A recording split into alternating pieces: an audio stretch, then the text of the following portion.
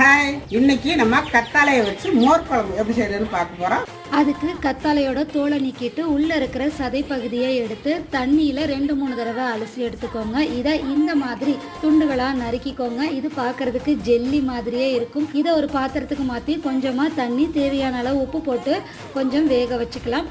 இப்போ ஒரு மிக்சி ஜாரில் தேங்காய், பச்சை மிளகாய், இஞ்சி, சீரகம் சேர்த்து ஒரு பேஸ்ட் ரெடி பண்ணிக்கோங்க.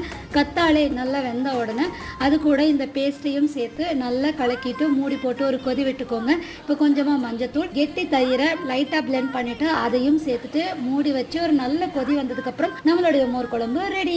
இப்போ இதோட தாளிப்புக்கு ஒரு பாத்திரத்துல எண்ணெய் ஊற்றி கடுகு, உளுந்து, கடலைப்பருப்பு, கருவேப்பிலை, நறுக்கின சின்ன வெங்காயம், கொஞ்சமா பெருங்காயத்தூள் சேர்த்து நல்லா தாளிச்சு கமகமன்ற வாசத்தோட மோர் குழம்புல ஊற்றி கொத்தமல்லி தலை தூவி இறக்குனீங்க அப்படின்னா டிஃப்ரெண்டான டேஸ்ட்ல சூப்பரான மோர் குழம்பு ரெடி.